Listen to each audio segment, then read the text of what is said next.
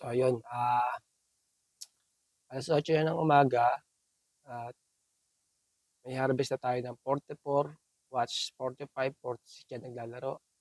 May ampere na tayong 3.49 amperes, 13.44 volts at 64.9 watts power. Okay? Sa 1.05 ampere hour. Okay? So yan. Tingnan natin yung ating solar controller. Solar charge controller is meron siyang 13.3.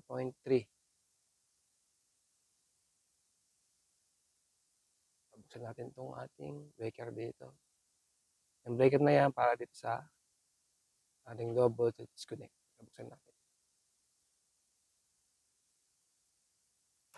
Yun. 13.2. So, kung nakikita nyo to, 13.3 tapos 13.2, di ba? Pwede nyo iset yan. Version ng ganyan. Yan. Pwede nyo baguhin yung, ayun, parehas na kahit di na baguhin. Ganun lang pagbago nun. Kasi tatlo yan eh. Tatlong volt tayo nito. Yung display voltage at saka yung disconnect sa reconnect. Pero di tayo mag-focus sa ating wattmeter. Itong wattmeter natin is meron 36 point something. 28, mababa, mataas. So, yan. Nga pala, meron tayong 150 watts. So, yung 150 watts na yun, tatlong pirasong o 3 pieces ng panel. Ang kada isang panel is 50 watts, 50 watts, 50 watts. Yung panel na yun is more 2017, ganyan. So, more than 8 years na. Mga 10 years na yata, alam ko yung mga 15, 16 siya. Kabili yan. Ang tagal na rin siya, 10 years na rin yung ating ano. Ayan. Sobrang may, ang laki na may pakinaang, ang laki ng pakinabang ng ano, ng tayong solar.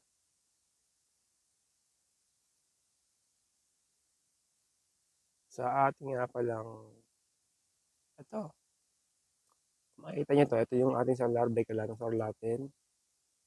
Tapos, kung ito, ito yan, circuit 40 amperes, ito 20. Sana same siya ng 40 sa battery natin. At yung isa ay 10 para sa ilaw. Ito para sa exhauster. At kung nakikita nyo to, ito yung ating 100 ampere na 12 volts na relay. So pagdating dito, hinina ko siya. Okay, hinina ko siya. Hinina ko siya. Yan. Hinang yan. Ganda yung pagkakahinang yan. Bakit natin nandito kasi. So yun, 100 ampere. So, wala pa tayong, ano call this? Inverter. Pero balak natin bumili ng inverter para pagka nagkaroon tayo ng mga appliances na mataas ang ano, yung gagamitin natin. Tulad ng mga rice cooker, heater, natin gagamitin. Siyempre, gagamit natin yun ng mga bandang alas 11 hanggang alas 12. Pero yung paggamit nyo, hindi basta-basta. Pagkaya lang na ano, ng solar panel. Sa atin, 150 watts. So, 151 hanggang 150 lang yung ating kayang patakbuhin. So, tayo magdadagdag pagka kompleto natin dito sa ano. Ayan, box natin dito sa ano. So, bumabaksak siya ng 32. Titingnan natin kung ano, kung sobrang tagal na kasi ng panel na to eh. Wala pang vlogger, ano na ako, nagpa-solar na ako ngayon. Yung dati bili ko sa ano ko, solar panel ko is 50 watts, 5,000, almost 6,000 na yun. So, sobrang laki ng gastos ngayon. Yung 100 watts, parang mga 2,500 na lang yata, 3,000. Ang laki ng minura ngayon, nagulat ako, minura na sila. Ayan. Napangin na yung watchmeter natin. So, ito pala yung ating design. Full design.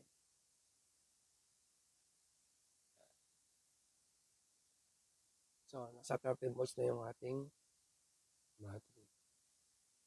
Nakita nyo, hindi siya puno. Nagkakarga siya. Pakita ko na rin yung ano, yung 14.6 kasi ano 'to, eh, 13 yung ano natin, yung pag-supply dito sa dito sa dito, ito. Next is 14. Hindi na-disconnect natin 11.5. Wala, hindi mo talaga mabago yan talaga. Yung number ano, 1 hour to 1 hour sa gagana. Itong ilaw na to. Kaya ito naman is B3. Naka-B3 tayo kasi kulay blue to eh. Yung blue na yan, B3, lead acid.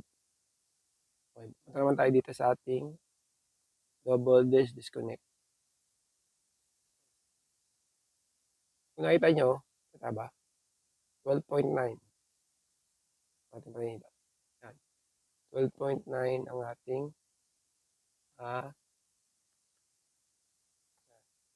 13.2 ang disconnect natin. Yan, 13.2. Yan, nagbiblink ka. Pwede nyo baguhin yan. Left. Yan, bumalik na sa normal voltage niya. O display voltage niya. Yan, 13.2 ang ating disconnect. Para madagdagan yan, disconnect kayo, di ba? Itong left side naman, itong right side naman, pinundot mo yan, dalawa rin. 1.1. O, yan. 1.1 plus 3.2, edi 14.3 plus 14.3, di ba? Plus 0.1 pa, bali 14.4 ang reconnect natin. So, ating ilaw. So, matagal-tagal pa yan magre-reconnect. Yan. So, napapakinabangan natin itong ating 5 volts na to. 5 volts, napapakinabangan dalawa. So, laking pakinabang ito. Tapos yung battery lang nito, ano lang, mababa lang. Battery lang ng motor, ang single na motor. Yamaha, ganyan. Ano mga ano, ng mga motorcycle, ganyan. Yan, 12 volts lang, 5L. Ayan. Ito nyo, 29 watts. Grabe, di ba? Napaka-importante ito kasi sa gabi, ano eh, yung ilaw sa gabi sa CR, anytime yung pasyon. Baga sa ano, gagamitin, bihira lang mag-CR din. Bukas ng ilaw sa CR, kasi bihira din mag-CR. Bukas yun, 24 hours na yun. Action, 9 watts ang gamit ko doon. 9 watts. Ito naman, ang purpose man ito, sa inverter. Pero wala pa tayong inverter. Ginagamit pa lang natin yan sa exhaust. Kung kita nyo, meron siyang supply. Ano, yung supply. O nga pala, itong kumuha dito. Itong supply ito kumuha dito sa battery. Yung battery natin. Ito, gumanon siya. Tapos ito. Kung nakikita nyo, pwede natin patayin dito eh. Ay, mamamatay yan. Mamamatay din ito. Kasi dito, ito, saka ito, magka-connect yan. Susupply dito, tapos susuplayan nyo to, tapos ito, susupply ng positive. Labas ito positive, tapos pupunta ng negative. Ito nga yun. Sinusuplayan niya is yung fan. So, yan. Hindi pa rin nagbabago. 38. Tingnan natin kung aabot ng 150 yung ano natin. Wattage natin sa wattmeter natin. Sana umabot. Kasi alam ko kasi may problema na yung may problema na yung kanyang panel. Kasi bumaba na yung voltage. Dati 18 eh. Yung isa, naging 17 na lang yung isa. Yung dalawa, naging 16 point something. So, yan. Pero, tingnan natin mamaya kung kasi matagal na, more than 10 years na rin ito eh. Tingnan natin kung kaya niya pang i-reach. Ito, nabili ko yung solar panel, nabili ko sa sa mismong Cubao. Yung sa taas, pinakataas doon. Tapos pagka nababa mo na lagdan, MRT na. Yan, doon ko siya nabili sa part na yun. Yan. Mahal pa lang, sobrang mahal talaga. Talagang 5,000 plus 50 watts. Grabe. Hindi 15,000 kagad yun. Tapos battery, lead acid pa yun dati. Wala pang lipo pa dati. Wala pang phosphate dati. Grabe. So, yun, buti nga, medyo nag-upgrade na yung solar ngayon. Ang mura na ang bilhin ngayon 2025 na, eh, magti-26 December na kasi ngayon 2024.